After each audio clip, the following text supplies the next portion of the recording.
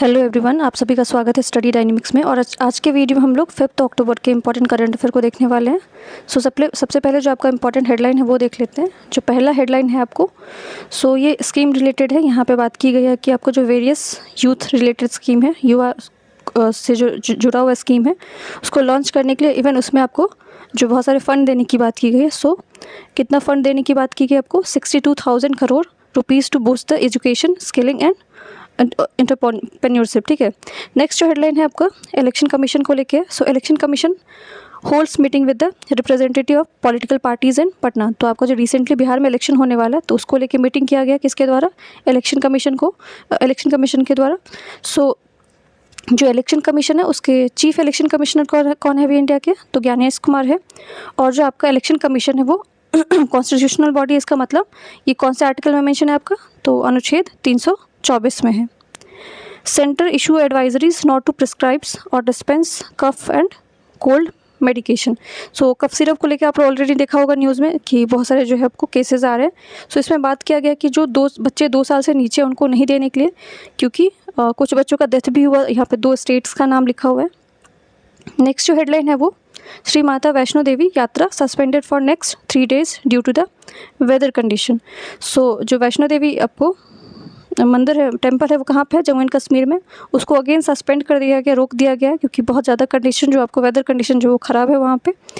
Next headline है आपको, world leaders welcome the Hamas decision to release all hostage held in Gaza and engage with the US. US ने आपको recently आपको piece proposal जो है वो गाजा, इसराइल, इन सबको जो मिला के यहाँ पे बात की है। इसमें बात किया गया जो जिसको भी आपको बंदी वगैरह बनाया गया था, हॉस्टेज बनाया गया था, उनको रिलीज़ करने के बारे में बात किया गया। ये पीस डील याद रखना आप लोग, इसके द्वारा इनिशिएटिव लिया गया था, तो यूएस के द्वारा किया गया था। नेक्स्ट जो हेडलाइन है वो स्पोर्ट्स से रिलेटेड है। इंडिया ने अभी जो वेस्ट इंडीज़ को डिफीट किया, आपको टेस्ट मैच चल रहा था, पहला टेस्ट मैच चल रहा था कहाँ पे? अहमदाबाद में। 140 रन से 140 रन से वेस्ट इंडीज़ को डिफीट किया। अब यहाँ से ये सबसे पहले वही आपका क्रिकेट रिलेटेड ही है। इंडिया वर्सेस वेस्ट इंडीज़ चल रहा था, पहला टेस्ट मैच चल रहा था आपका, और ये आपको स्कोर दिख रहा होगा। जो नेक्स्ट आपका न्यूज़ है वो है, union finance minister Nirmala Sitharaman launch the nation wide आपकी पूंजी आपका अधिकार कैंपेन। ये पूछा जा सकता है कि रिसेंटली आपको कौन से मिनिस्ट्री ने आपकी पूंजी और आपका अधिकार कैंपेन लॉन्च किया है। ये यूनियन फाइनेंस मिनिस्टर ने किया है आपको। और ये कहाँ से लॉन्च किया गया? तो ये गांधीनगर जो कि आपका गुजरात में, वहाँ से लॉन्च किया गया। इसका जो है वो उद्देश्य क्या है, ये इसका एम क्या है? Speedy settlement of unclaimed financial asset in the financial sector. जो फाइनेंशियल सेक्टर में है, जो चीज़ें आपको अनक्लेम्ड है, उन चीज़ों को सेटल करने के लिए, उन चीज़ों को जो है वो टाइम से उस चीज़ों को फुलफ़िल करने के लिए ये चीज़ों को लॉन्च किया गया। इस कैंपेन आपको याद रखना, आपकी पूंजी आपका अधिकार कैंपेन। नेक्स्ट न्यूज़ है आपका, भारत रत्न कर्पूरी ठाकुर जी को पूरा जीवन समाज और सेवा शिक्षा विस्तार में लगाया गया। उनके नाम पर आपको स्किल यूनिवर्सिटी जो है वो बनाने की बात की गई है। आपको पूछा जा सकता है कि रिसेंटली किन के नाम पर आपको स्किल यूनिवर्सिटी बनाने की बात की गई है? तो ये कर्पूरी ठाकुर के नाम पर की गई है। थोड़ा सा कर्पूरी ठाकुर के बारे में देख लेते हैं। ये आपको 11th नंबर के चीफ मिनिस्टर ऑफ बिहार थे। ठीक है, इनको जननायक भी बोला जाता है। इसके अलावा अगर आप लोग को याद हो, मंडल कमीशन आया था, ठीक है, जिसमें आपको 26% रिजर्वेशन देने की बात की गई थी ओबीसी को, अदर बैकवर्ड क्लासेस को। ये इनका ही इनिशिएटिव था और इनको 2024 में भारत रत्न भी दिया गया था। ये आपको चीफ मिनिस्टर कहाँ के? बिहार के, 11th नंबर के। ठीक है, इनके नाम पे आपको स्किल यूनिवर्सिटी बनाने की बात की है।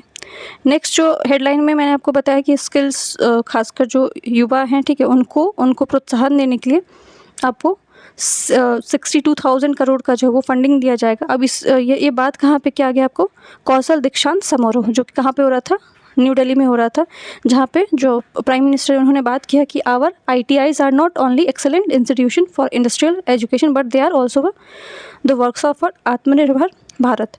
अभी इनिशिएटिव आपका आत्मनिर्भर भारत को लेके चल रहा है, सेल्फ रिलायंस को लेके चल रहा है। ठीक है, तो उसको बढ़ावा देने के लिए आपको जो खासकर IT सेक्टर है उनको उन्होंने क्या बोला कि टारगेट करना चाहिए और वहाँ पे जो है वो निरंतर सपोर्ट प्रोवाइड करना चाहिए। यहाँ पे 2-4 चीज़ें हैं जो कि आपका न्यूज़ में है, PIB से ही है।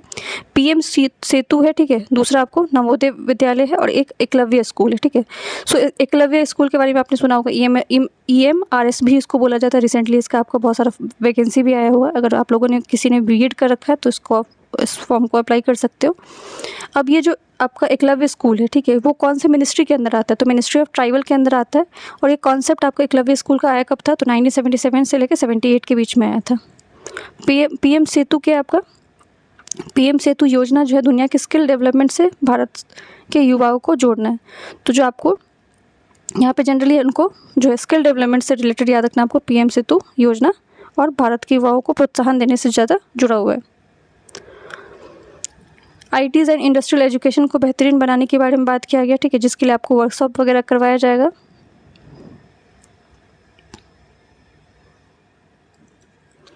नेक्स्ट जो न्यूज़ है आपका वर्ल्ड एनिमल डेज को लेके है। सो ये 4 अक्टूबर को था आपको world animal day, world animal welfare day भी इसको बोला जाता है।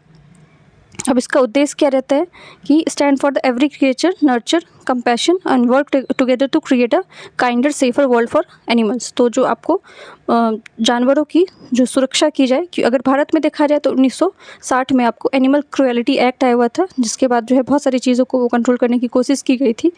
तो ये डे आपको याद रखना, एनिमल वेलफेयर डे पूछा जाए, एनिमल डे पूछा जाए, आपको कब होता है? वर्ल्ड एनिमल डे, ठीक है। सो ये 4 अक्टूबर को होता है। ये स्टार्ट कब हुआ था? बहुत पहले स्टार्ट किया गया था 1925 में, ठीक है। ये आपको हेनरिच जेमेरियन के द्वारा किया गया था, ये जर्मन राइटर है, ठीक है। थीम बहुत इंपॉर्टेंट होता है किसी भी एग्ज़ाम का, किसी भी डे का। तो इसका थीम क्या था आपका? Save animal save the planet. Next जो न्यूज़ है आपका भूटान को लेके। सो इंडिया के जो फॉरेन सेक्रेटरी हैं विक्रम मिस्री, ठीक है, उनका मीटिंग हुआ प्राइम मिनिस्टर ऑफ भूटान के साथ तेजरिंग टोमगे के द्वारा, ठीक है। अब यहाँ पे हम लोग भूटान के बारे में देख लेते हैं। भूटान का कैपिटल आपका क्या? थिम्पू है। और भूटान एक इकलौता ऐसा कंट्री है जो कि आपको जीडीपी जो है, ठीक है, ग्रॉस डोमेस्टिक प्रोडक्ट जो है वो किसके बेसिस पे निकालता है? जो है हैप्पीनेस के बेसिस पे निकालता है, हैप्पीनेस इंडेक्स के बेसिस पे निकालता है। अगर आपको पता हो तो भूटान भी इंडिया का ही पहले पार्ट था। 1935 के एक्ट से क्या किया गया था? इसको अलग किया गया था। इसके अलावा जो बॉर्डर आपको बहुत बार एग्जाम में पूछा जाता है, कौन कौन से ऐसे स्टेट है जो कि आपको भूटान के साथ जो है वो बॉर्डर शेयर करता है? तो भारत के 4 राज्य हैं, 4 स्टेट्स हैं, अरुणाचल प्रदेश, असम, सिक्किम और वेस्ट बंगाल। जो एक सॉफ्ट पावर है जो कि आपको भूटान और इंडिया को जोड़ता है, वो कौन सा है आपका? बुद्धिज़्म है। सो बुद्धिज़्म जो है भारत से ही आपको माइग्रेट करके कहाँ गया था? भूटान में गया था। और अभी भी अगर आप देखोगे तो भूटान जो है वो इस चीज़ से बहुत ज़्यादा जुड़ा हुआ है।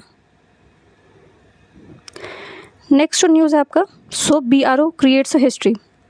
जो बॉर्डर रोड ऑर्गेनाइजेशन है उन्होंने एक नया रिकॉर्ड सेट किया, ठीक है, set a new Guinness world record for the constructing the world highest motorable road at Migla pass, ठीक है, या फिर इसको ही ओमिंगला पास भी बोला जाता है।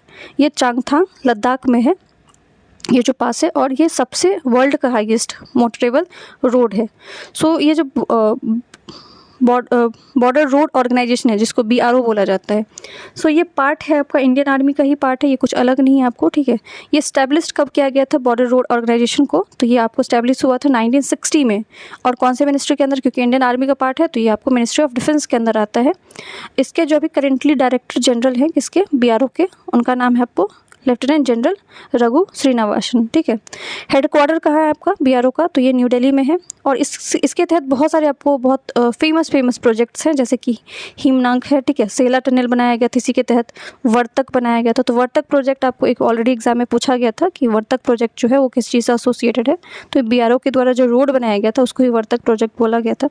सेला टनल भी किसने बनाया था? आपको बॉर्डर रोड ऑर्गेनाइजेशन ही बनाया था।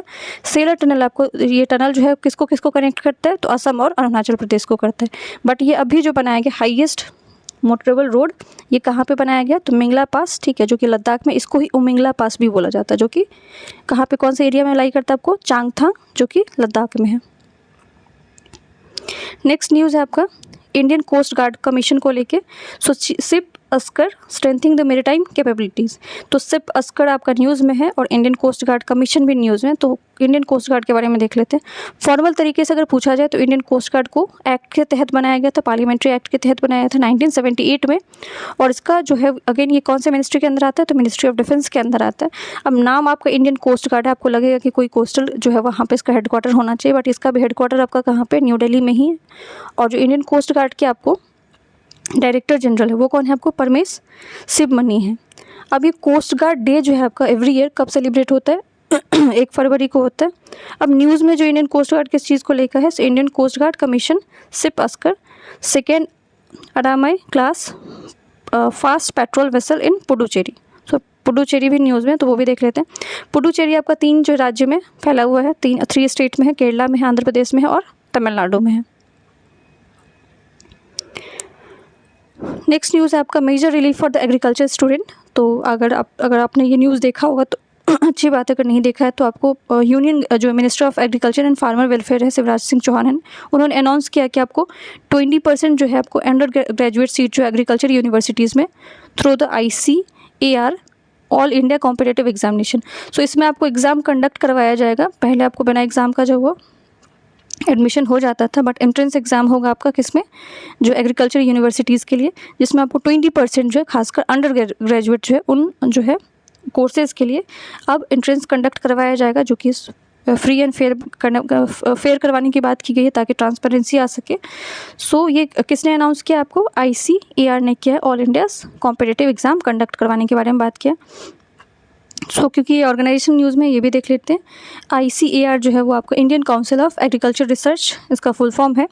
इसको बनाया कब गया था, तो ये 16 जुलाई 1929 में बनाया गया था। अभी जो इसके डायरेक्टर वो आपको कौन है, मंगीलाल जाट है, ठीक है।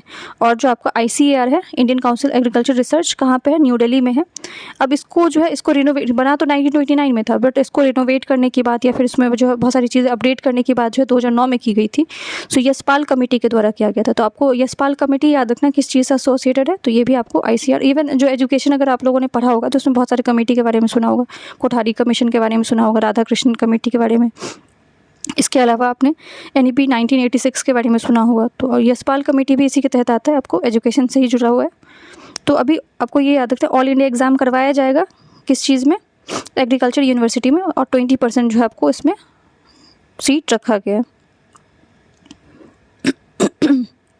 आज आपका 5 अक्टूबर है। सो आज के दिन ही आपको राष्ट्रीय जलीय जीव गंगा डॉल्फिन संरक्षण के बारे में जो है वो जागरूकता फैलाई जाती है, और जो है आपको डॉल्फिन डे भी सेलिब्रेट किया जाता है। गंगा डॉल्फिन डे आपको 5 अक्टूबर को जो हर साल सेलिब्रेट किया जाता है। और ये जो स्टार्ट किया गया था, कब से, कौन सी ईयर से स्टार्ट किया गया था, 2022 से आपको डॉल्फिन डे, राष्ट्रीय डॉल्फिन डे सेलिब्रेट करना स्टार्ट किया गया था। डॉल्फिन जो है आपका नेशनल एक्वेटिक एनिमल है इंडिया का, और आपको ये फ्रेश वाटर मिलता है। और डॉल्फिन आपका इंडिकेटर होता है, अगर डॉल्फिन कहीं मिल रहा है तो इट मीन्स कि आपको वहाँ का जो पानी है वो स्वच्छ है। सो आज ही जो आपका अब जो डॉल्फिन है आपको कहाँ कहाँ मिलता है, नेपाल, भारत, बांग्लादेश में गंगा में मिलता है, ब्रह्मपुत्र रिवर में, मेघना में, और कर्णफुली रिवर है, ठीक है, सांगू रिवर है। अब ये 2022 से आपको हर साल ये डे सेलिब्रेट हो रहा है। बिहार में एक चीज़ बहुत फेमस है आपका, ठीक है, डॉल्फिन से रिलेटेड, वो भी देख लेंगे। यहाँ पे 2010 में जो है आपको बहुत सारा इनिशिएटिव लिया गया था। अब यहाँ पे और रिवर है जहाँ पे आपको डॉल्फिन मिलता है, जैसे कि बिहार में अगर पूछा जाए तो मुख्य जो है आपको कहाँ कहाँ मिलता है, गंगा, गंडक, कोसी और महानंदा में। विक्रमशिला आपका जो है वो डॉल्फिन सेंटर जो है वो बनाया गया था,